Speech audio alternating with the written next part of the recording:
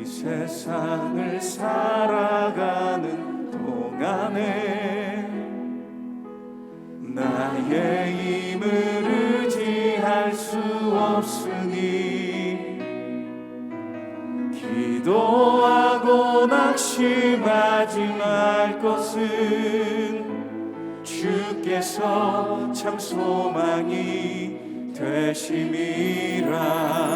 다시 한번 이 세상을 살아가는 동안에 나의 힘을 의지할 수 없으니 기도하고 낙심하지 말 것은 주께서 참 소망이 되심이라. 하나님의 꿈이 나의 비전이 되고 예수님의 성품이 나의 인격이 되고 성령님의 권능이 나의 능력이 되길 원하고 바라고 기도합니다. 주의 길을 걸어가는 동안에 세상의 것 의지할 수 없으니 감사하고 낙심하지 말 것은 주께서 참 기쁨이 되심이라. 하나님의 꿈이 나의 비전이 되고 예수님의 성품이 나의 인격이 되고 성령님의 권능이 나의 능력이 되길 원하고 바라고 기도합니다. 하나님의 꿈이 나의 비전이 되고 예수님의 성품이 나의 인격이 되고 성령님의 권능이 나의 능력이 되길 원하고 바라고 기도합니다.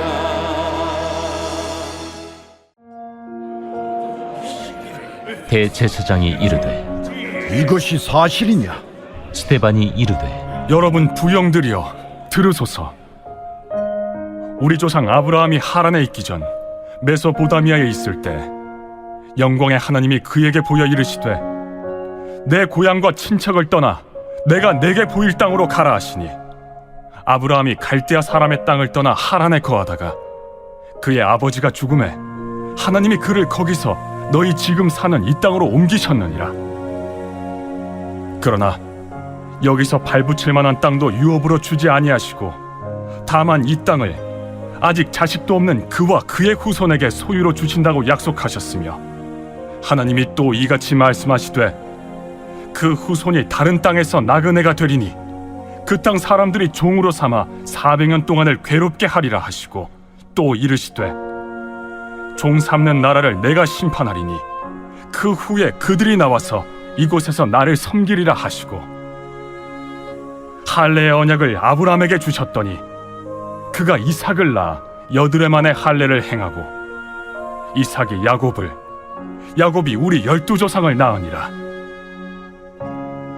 여러 조상의 요셉을 시기하여 애굽에 팔았더니 하나님이 그와 함께 계셔 그 모든 환난에서 건져내사 애굽 왕 바로 앞에서 은총과 지혜를 주시매 바로가 그를 애굽과 자기 온 집의 통치자로 세웠느니라.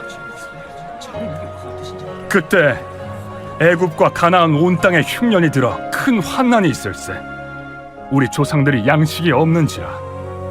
야곱이 애굽에 곡식 있다는 말을 듣고 먼저 우리 조상들을 보내고 또 재차 보내매 요셉이 자기 형제들에게 알려지게 되고 또 요셉의 친족이 바로에게 드러나게 되니라. 요셉이 사람을 보내어 그의 아버지 야곱과 온 친족 75사람을 청하였더니 야곱이 애굽으로 내려가 자기와 우리 조상들이 거기서 죽고 세겜으로 옮겨져 아브라함이 세겜 하몰의 자손에게서 은으로 값주고 산 무덤에 장사되니라. 교회가 커지기 시작하면서 공동체 안에 갈등이 시작되었습니다. 헬라파 유대인들이 자기들의 과부들이 구제에 빠짐으로 인해 히브리파 유대인들을 원망하게 되었고, 이로 인해 사도들은 6장 2절에서 4절까지 보면 12사도가 모든 제자를 불러 우리가 하나님의 말씀을 제쳐놓고 접대를 일삼는 것이 마땅하지 아니하니 형제들아 너희 가운데서 성령과 지혜가 충만하여 칭찬받는 사람 7을 택하라. 우리가 이 일을 그들에게 맡기고 우리는 오로지 기도하는 일과 말씀 사역에 힘쓰리라 하니. 이렇게 초대교회에 성령과 지혜가 충만한 칭찬받는 사람들, 평신다 사역자 7 집사를 뽑았고 그 중에 한 사람이 바로 스데반 집사입니다. 스데반은 헬라어로 스테파노스, 면류관이라는 뜻입니다. 그는 그 이름에 걸맞게 성경에서 그의 평가는 성령이 충만한 사람, 믿음과 지혜가 충만한 사람, 은혜와 권능이 충만한 사람 등 영적인 부요함에 대해서 가능한 모든 수식어가 붙은 사람입니다. 6장 8절에 보면 스데반이 은혜와 권능이 충만하여 큰 기사와 표적을 민간에 행하니, 스데반은 은혜와 권능이 충만하여 많은 기사와 표적을 행하였고, 이를 시기한 유대 지도자들은 다시 단합하여 거짓 증인을 세워 그를 고발하였습니다. 6장 13절과 14절에 보면 거짓 증인들을 세우니 이르되 이 사람이 이 거룩한 곳과 율법을 거슬려 말하기를 마지 아니하는도다. 그의 말에 이 나사렛 예수가 이곳을 헐고 또 모세가 우리에게 전하여 준 규례를 고치겠다 함을 우리가 들었노라 하거늘. 스데반을 고발한 내용은 첫째는 성전에 대해서고요. 두 번째는 율법에 대한 문제였습니다. 이 당시 유대인들은 자신들이 선택받았다는 선민 사상이 강하였고, 신앙생활에 가장 강한 2가지 모티브가 있다면 그것은 성전과 율법이었습니다.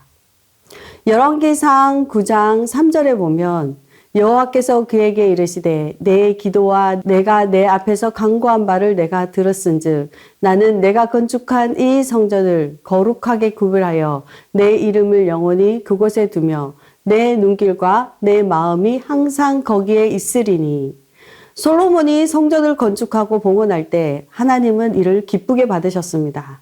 그러나 하나님을 버리고 우상을 숭배한다면 열왕기상 9장 7절과 같이 내가 이스라엘을 내가 그들에게 준 땅에서 끊어버릴 것이요 내 이름을 위하여 내가 거룩하게 구별한 이 성전이라도 내 앞에서 던져버리리니 이스라엘은 모든 민족 가운데서 속담거리와 이야기거리가 될 것이며, 이들은 성전의 주인인 하나님보다 성전을 지나치게 중요하게 여긴 나머지 하나님을 제대로 섬기지 못하고 성전을 우상 숭배하였습니다.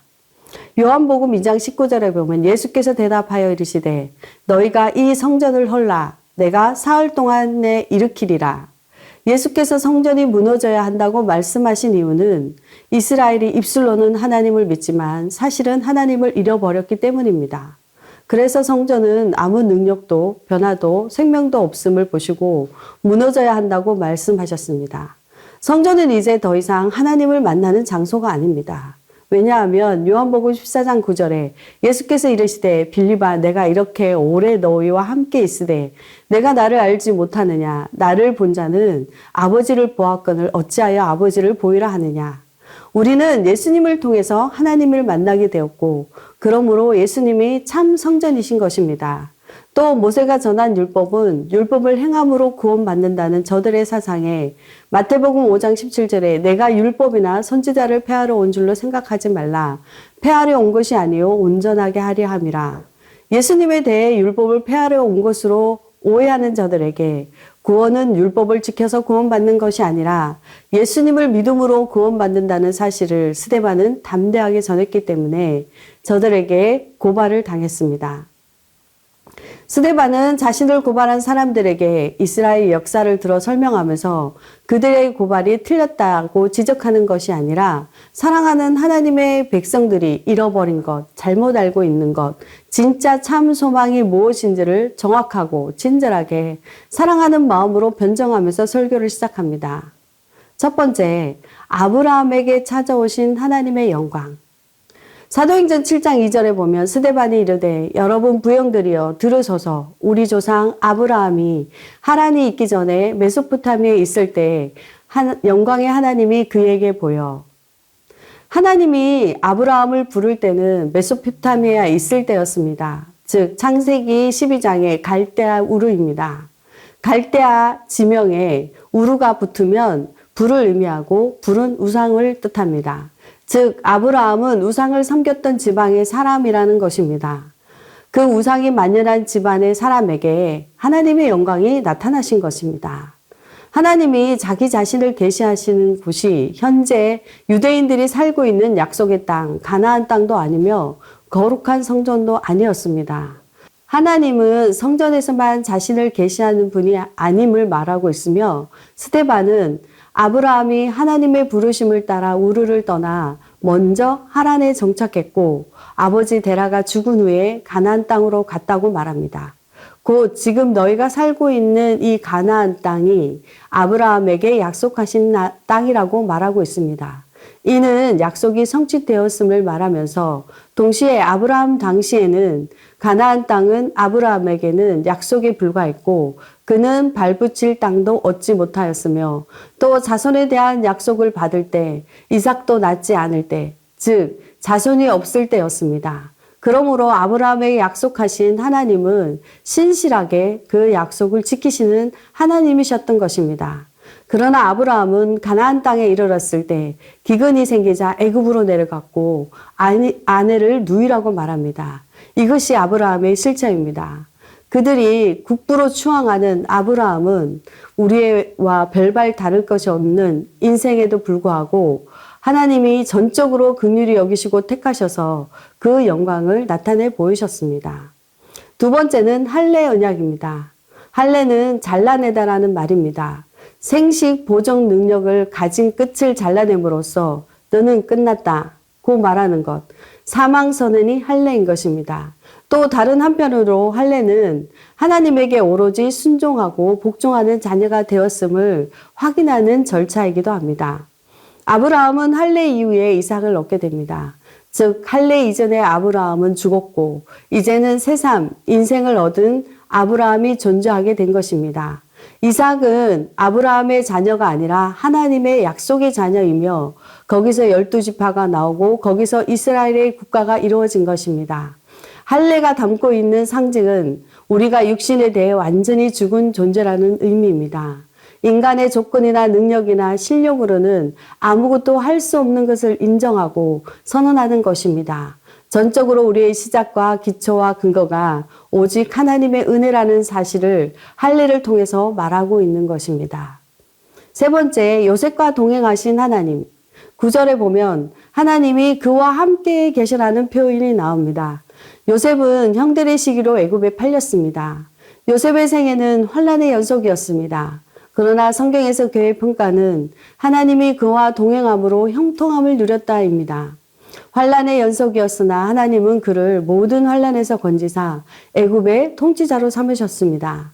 요셉이 이렇게 환난을 당하고 통치자가 된 것은 하나님의 뜻이었습니다. 형들은 시기하여 그들을 노예로 팔았지만 하나님은 악을 선으로 바꾸시고 그 형들을 기근으로부터 구원하도록 하신 것입니다. 마찬가지로 스데반은 요셉의 송해를 들어 말하고자 하는 것은 너희들이 시기하여 못 박은 예수를 하나님이 너희를 구원할 구원자로 삼으셨다라고 말하고 있는 것입니다. 사도행전 5장 30절에서 31절을 보면 너희가 나무에 달아 죽인 예수를 우리 조상의 하나님이 살리셨고 이스라엘에게 회개함과 제사함을 주시려고 그를 오른손으로 높이사 임금과 구주로 삼으셨느니라. 스데반은 선미사상과 그릇된 성전관과 율법에 매여 있는 저들에게 자신의 죽음도 두려워하지 않고 율법과 성경에 능통한 사내들인 공인 앞에서 설교를 하고 있습니다. 처음 하나님이 아브라함에게 나타나신 곳이 이방 땅 메소포타미아였다는 것, 또한 요셉이 하나님과 동행한 곳은 애굽 땅에 있을 때였습니다.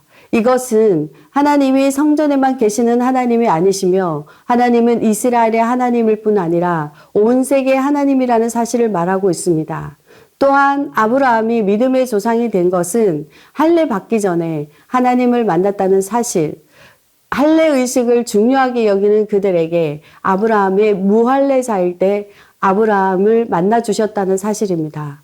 그러므로 이방인인 우리도 아브라함이 우리의 믿음의 조상이 되는 근거가 되는 것입니다.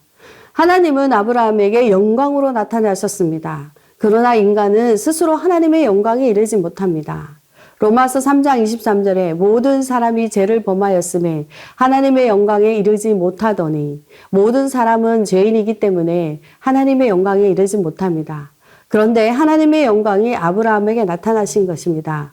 그러므로 아브라함이 선택받고 믿음의 조상이 된 것은 아브라함의 어떤 행위가 아니라 하나님의 은혜와 사랑 때문이었습니다.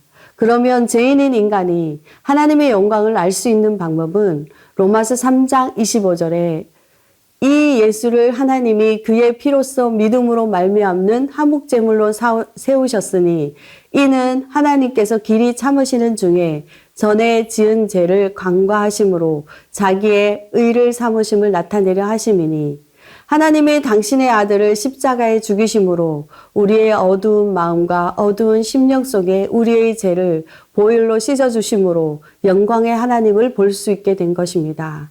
이제 이 예수를 믿음으로 인해 우리는 영광의 하나님을 볼 수 있기 때문에 하나님을 만나기 위해 성전에 나아갈 필요가 없게 된 것입니다.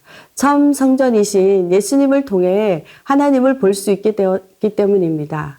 창세기 50장 20절에 보면 당신은 나를 해하려 하였으나 하나님은 그것을 선으로 바꾸사 오늘과 같이 많은 백성의 생명을 구원하게 하시려 하셨나니 요셉을 통해 이스라엘 백성들을 구원하신 하나님은 예수님을 통해 우리를 구원하여 주셨습니다. 악한 사단은 하나님의 아들 예수님의 죽음으로 인해 승리했다고 믿었을 것입니다. 그러나 예수 그리스도가 죽음을 이기시고 부활하시고 승리하셨습니다. 우리의 정체성도 여기에 있는 것 같습니다. 예수님이 많은 영혼을 구원하기에 오셨던 것처럼 우리를 먼저 부르신 이유도 요셉과 같이 많은 사람들을 주께로 인도하여 구원된 백성으로 삼으시고자 하는 하나님의 뜻인 것입니다. 아브라함을 구별하여 부르신 하나님은 우리를 거룩히 구별하여 하나님이 거하시는 성전으로 삼으셨습니다. 우리 마음에 거룩하신 예수님을 모시는 성전을 삼으신 것입니다. 우리 마음의 우상을 버리고 참 성전이시며 참 구원자이신 예수님만을 섬기며 요셉을 부르셔서 다른 사람들을 구원하는 도구가 되게 하신 것처럼 우리를 부르셔서 예수님의 사랑으로 많은 사람들을 주께로 인도하는 도구가 되게 하셨습니다. 우리를 선택하신 것에 감사하며 예수님을 전하며 사명 감당하는 저와 여러분이 되기를 소망합니다. 같이 기도 제목 읽고 기도하겠습니다. 첫째, 죄인된 우리를 선택하신 것에 우리의 공로가 아니라 무조건적인 하나님의 사랑, 은혜임을 감사하며 날마다 구원의 감격이 넘치게 하소서. 아멘. 둘째, 우리 마음의 우상을 버리고 오로지 우리 주님만이 거하시는 성전이 되게 하소서. 아멘. 십자가의 은혜로 구원받는 우리가 예수님의 사랑으로 사람들을 주께로 돌아오게 하는 사명을 감당하게 하소서. 아멘.